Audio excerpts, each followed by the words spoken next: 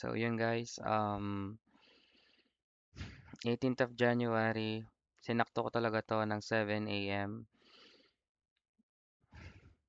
Supposedly, dapat may darating ngayon for for forgiveness dapat.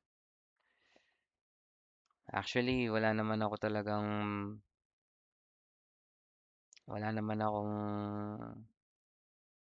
in-expect since alam ko naman na mangyayari to.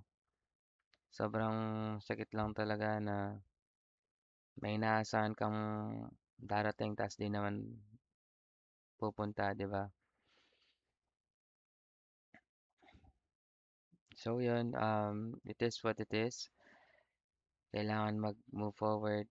At salamat sa dalawang tigyawat ko left and right pa naman sa bibig. Siguro nagkaroon ako nito para, hindi ko alam, para di siguro tumawa, mag-smile o ano pa man. Pero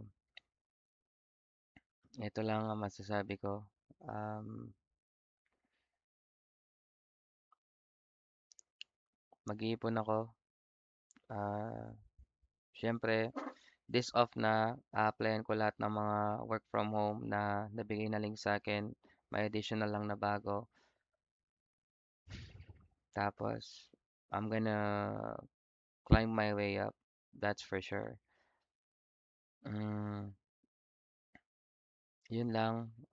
Future self, kung pinapanood mo man to or kung papanoorin mo man to, ito yung araw na may sinet ka 7:00 ng umaga na supposedly dapat nandito na pero wala pa.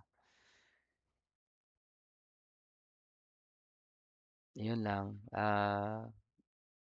Kung mapanood mo to, for sure, nakapag-move on ka na and whatnot, pero at least you did your best, 'di ba? Yun lang naman yung importante. Yun lang. Goodbye.